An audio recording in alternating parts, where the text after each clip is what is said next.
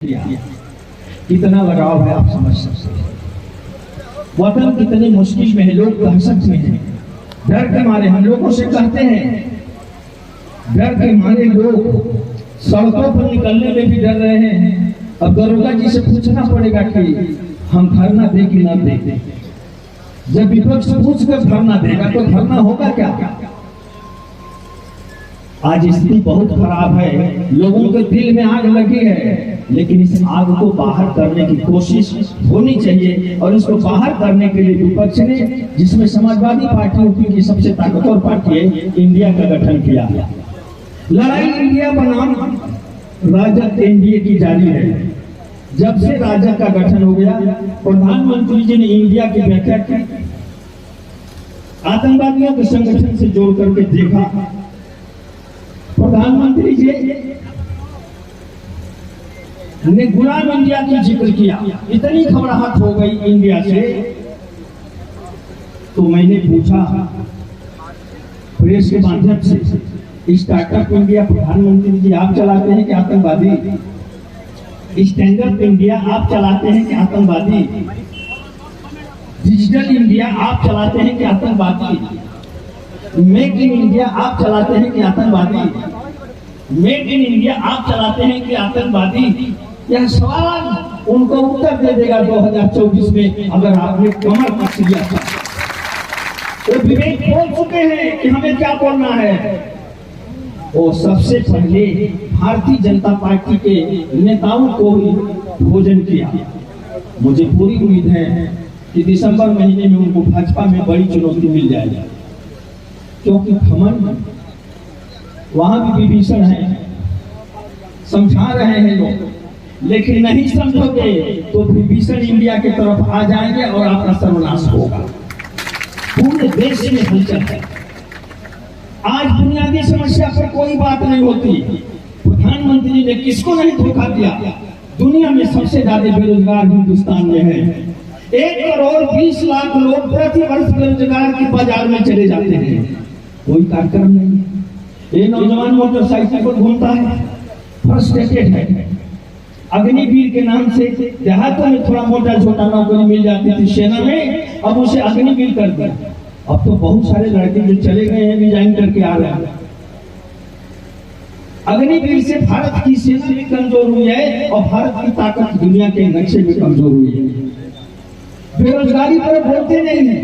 बेरोजगारों ने 2014 में सरकार ले आई थी, कहते थे 65 करोड़ विश्व का युवा देश। उस युवा का क्या हो रहा है, कभी चिंता करते हैं? उस युवा के बारे में चिंता करते महोदय? 20 मई को लास्ट आपको उदाहरण दे रहा हूं, इसी 20 मई को रेलवे में 5 लाख पद खाली था। उन्होंने 20 मई को कैबिनेट का फैसला कर 91,664 पद समाप्त कर दिया और ये भी कहा कि अब कोई पद एडवर्टाइज नहीं होगा। कहां जाएगा नौजवान? किसान के साथ धोखा किया, आंदोलन में किसानों के बीच में छुरा मारा समझौते के नाम पर। किसान के बच्चे, हम लोग देहात में रहते हैं, इसीलिए में 18 सामुदायिक स्वास्थ्य केंद्र है। 18 सामुदायिक स्वास्थ्य केंद्र में 4 सर्जन डॉक्टर हैं, जो 2 जिला पर हैं, एक 5 टीम है, एक और सागमनियर में है। 4 सर्जन है। रसना जैसी जगह जो जिले की बलिया के बाद सेकेंड तहसील और सेकेंड स्टेटस का इलाका है, यहाँ एक भी सर्जन सामुदायिक स्वास्थ्य केंद्र और ऊपर नहीं है। एक भी एमडी डॉक्टर नहीं है। न रसना में है, एक रसना में झारखंड बिहार का डॉक्टर, उसको 4 महीना पहले जिला पर बुला लिया गया। 205 डॉक्टरों का जगह है, बलिया में पोस्टिंग है। 106 लोग जॉब करते हैं, 30 लोग परमानेंट छुट्टी पर रहते हैं, अपने जिले में प्राइवेट प्रैक्टिस करते हैं। हमारी क्या है? इस बुनियादी सवाल पर बुलडोजर बाबा कुछ नहीं बोलता। बुलडोजर बाबा इस बुनियादी सवाल पर कुछ नहीं बोलते हैं कि हम कैसे जिएंगे। अब बलिया के लोग कैसे इस अस्पताल में जाए? मऊ जाते हैं घूम फिर करके, जहां पर यही एमडीएमएस डॉक्टर है, कोई प्रोफेसर नहीं है, कोई मेडिकल कॉलेज नहीं है। नहीं, ये बलिया हिंदुस्तान को आजाद कराया। नारायण और चंद्रशेखर की संतानें हैं, लेकिन एक न्यूरो का डॉक्टर नहीं है, एक हार्ट का डॉक्टर नहीं है, एक किडनी का डॉक्टर नहीं है 40 लाख की आबादी में, एक भी न्यूरोलॉजी का डॉक्टर नहीं है। हमारी देखभाल कौन कर रहा है इसका? मालिक ऊपर वाला। बाढ़ से घिरा हुआ इलाका हर साल आधा जिला बहवा ले जाता है, दर्जनों गांव कटकर बह जाते हैं। आज तक कोई स्थायी प्लान नहीं बना। जी एक बार मैं जब एमएलए था तो बिहार गया था, वहाँ के सिंचाई विभाग के चीफ इंजीनियर से मिला। हमको बिहार में कटान क्यों नहीं होती, क्यों बलिया में होती है, जबकि बिहार में गंगा और घाघरा दोनों नदी का जल जाता है।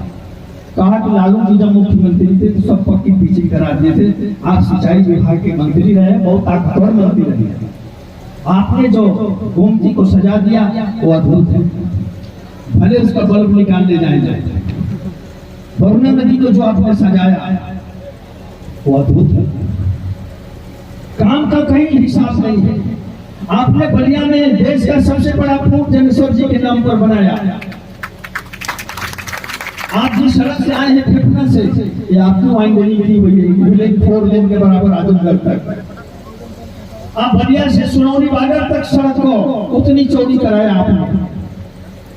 बोलिए साहब, आपने घाघरा नदी में मेरे नेता प्रतिपक्ष के क्षेत्र में एक और एक सिकंदरपुर में आपने पुल का कराना शुरू किया, आज भी पूरा नहीं। शिक्षा की हालत वही है। हमारे जिले में नौजवानों में बहुत एनर्जी है, लेकिन सब जाकर के जो थोड़ा सक्षम में बाहर पढ़ रहे हैं, जॉब मिले ना मिले पढ़ने जाते हैं। जो सक्षम नहीं है वो जिले में 3 लाख लड़के मोटरसाइकिल पर घूमते हैं, बेरोजगार लड़के, नाम लिखा लेते हैं, क्लास चले या ना चले, नाम लिख गया।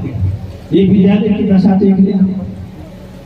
जब आप पहली बार 93 में वो जब वो 2003 में मंत्री हुए तो नेताजी वही सरकार लास्ट में 1000 स्कूल एडेड किया। उसके बाद एक करकट सड़ गए सब। थोड़े गांव के साथ इनका प्यार देखिए, इसमें कैसे बच्चे पढ़ते हैं। मैं आया तो एक आदमी को भेज कर दिखवाया, एक पंखा तक नहीं। इस सड़क में बच्चे कैसे पढ़ते, कोई व्यवस्था नहीं है। देश को आजाद करने वाला इस महानायक जिला में जिंदगी जीने के लिए कोई आधार नहीं, न अस्पताल है, न पढ़ने के लिए इंजीनियरिंग, मेडिकल, बीसीए, बीबीए, कोई कॉलेज।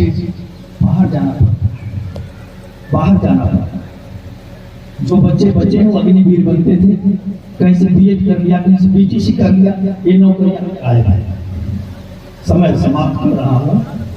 महामंत्री जी, आपका मैं बड़ा सम्मान करता हूँ। बहुत दिन बाद नेताजी से मेरी भेंट है